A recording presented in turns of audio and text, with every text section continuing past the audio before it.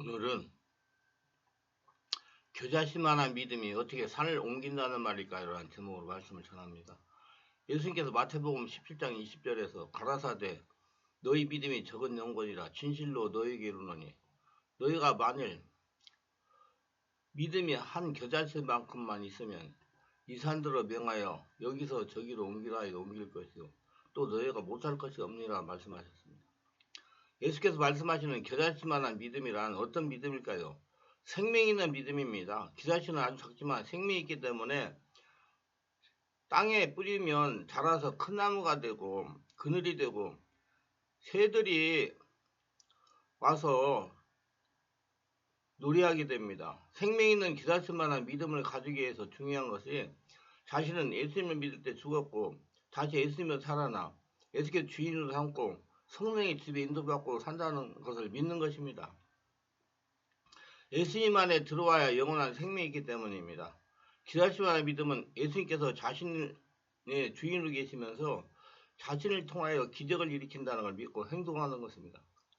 자신은 예수 믿고 죽었으니 예수님께서 자신의 주인이심으로 모든 일이 예수님이 하신다는 걸 믿고 담대하게 행하는 것입니다. 이러한 겨자씨만한 믿음이 없으면 예수를 30년을 믿어도 기적을 체험하지 못합니다.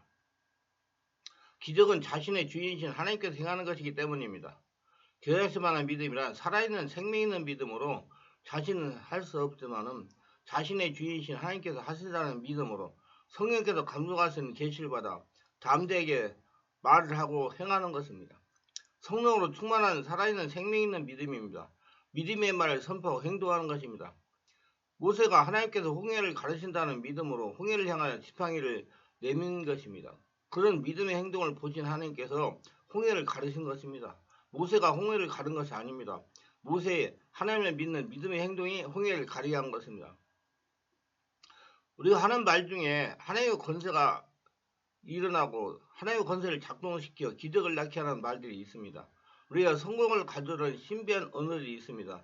우리가 가진 권세의 능력으로 나타나게 하는 말들이 있습니다. 그래서 죽고 사는 것이 혀의 권세에 달렸다고 잠언서 18장 21절에 말씀합니다.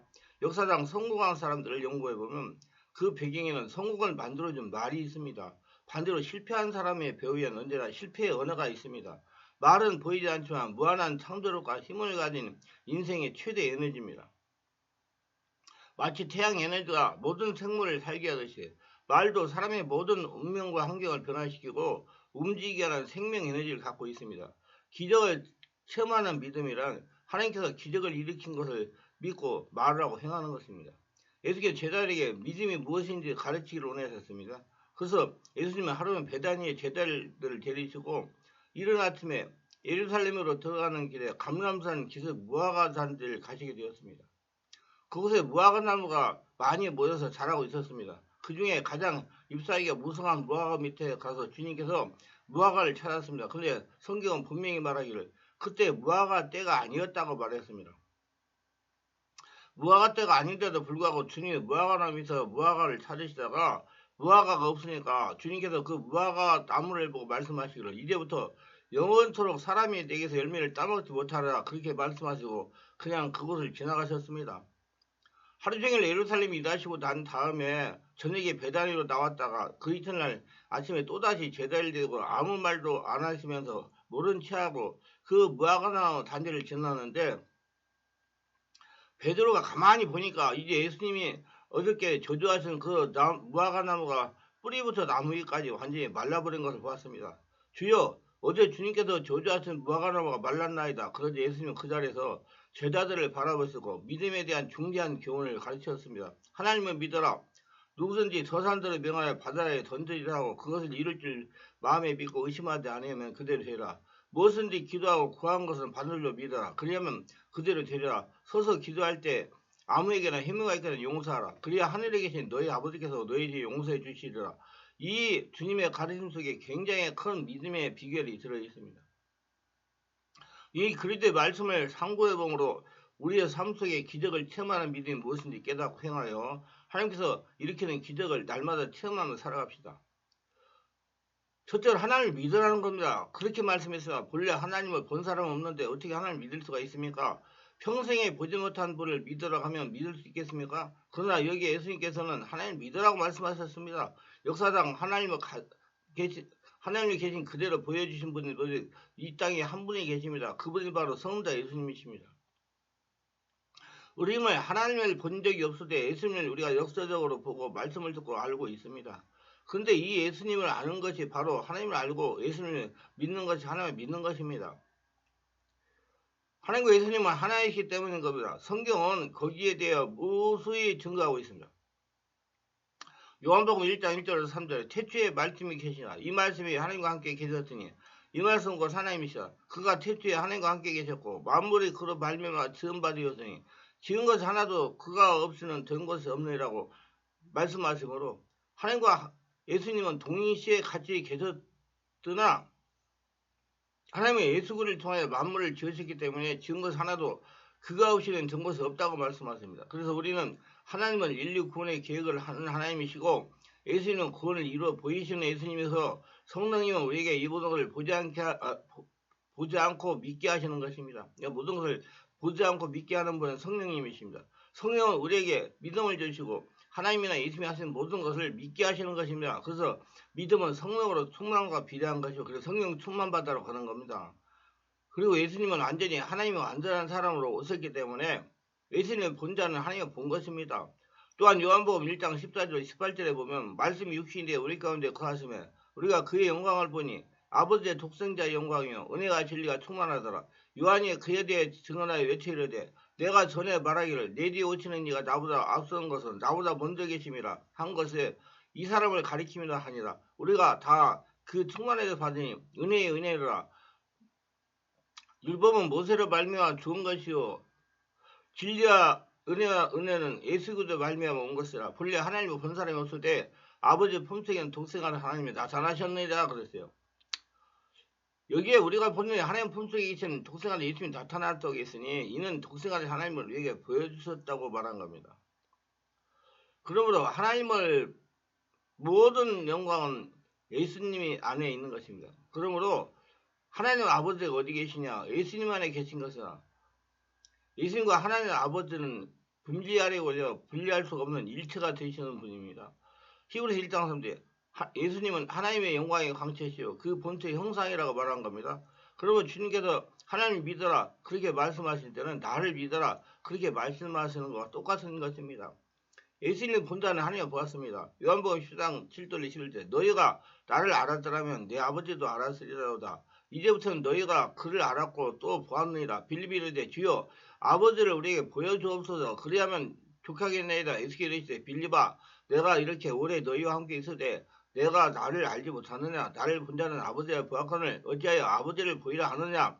내가 아버지 안에 거하고 아버지는 내 안에 계신 것을 내가 믿지 아니하느냐. 내가 너에게 이르는 말 스스로 하는 것이 아니라 아버지께서 내 안에 계셔서 그의 일을 하는 것이라. 내가 아버지 안에 거하고 아버지께 내 안에 계심을 믿어라. 그렇지 못하기는 행하는 그 일로 말미암아 나를 믿으라고 말씀하시는 것입니다. 그러면 오늘 하나님 아버지를 믿는 것은 바로 예수님을 믿는 것을 말하는 겁니다. 예수님을 아는 것은 바로 하나님 아버지를 아는 것입니다. 하나님 아버지 안에 예수님이 계시고 예수님 안에 하나님 아버지가 계신 것입니다. 하나님 아버지 예수님은 하나인 것이고 두 인격체이나 완전히 하나라서 존재하시고 역사하시는 겁니다. 그러므로 하나님을 믿으라는 것은 바로 하나님께서 예수를 통해서 우리에게 베푸신 그 은혜와 영광을 믿으라는 것입니다.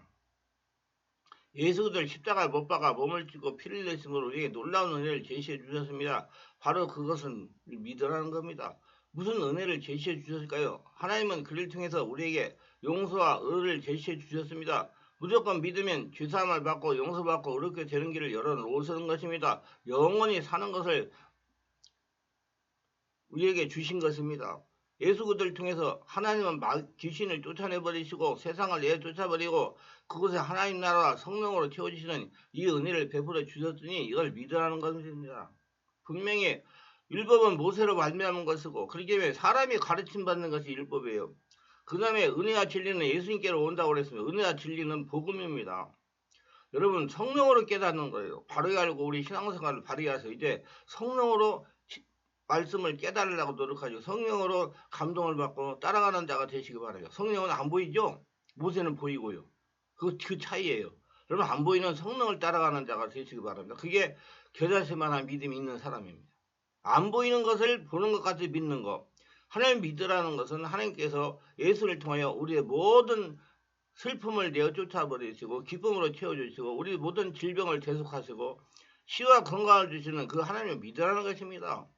하나님 믿으라는 것은 하나님께서 예수를 통하여 우리의 모든 저주 가시를 버리고 우리 저주를 예수님 몸에 심판해 버리시고 저주에서 해방하시고 모든 가난에 노인하게 해주시고 형통과 복을 주시는 하나님을 믿으라는 겁니다. 예수님이 또 하나님을 믿으라는 것은 하나님께서는 예수 그들을 통해서 죽음을 죽여버리시고 장사되내버리시고 사망과 물을 정복하시고 살만에 부활하셔서 보좌 우편에 앉으심으로 우리가 예수 그를 통해서 우리도 사망과 운불을 이기고 그리스도 안에서 보좌에 함께 하셨다는 이 사실을 믿으라는 것입니다. 주님께서 하나님을 믿으라는 것은 바로 예수를 통해서 나타나신 하나님의 그 위대한 은혜와 영광을 우리가 알고 믿으라는 것입니다. 하나님은 오늘날도 말씀을 통해서 나타나신 것입니다. 그걸 깨닫게 하시는 분이 성령님이에요. 그 성령으로 세례를 받으셔야지 여러분. 성령 충만 받으시고요.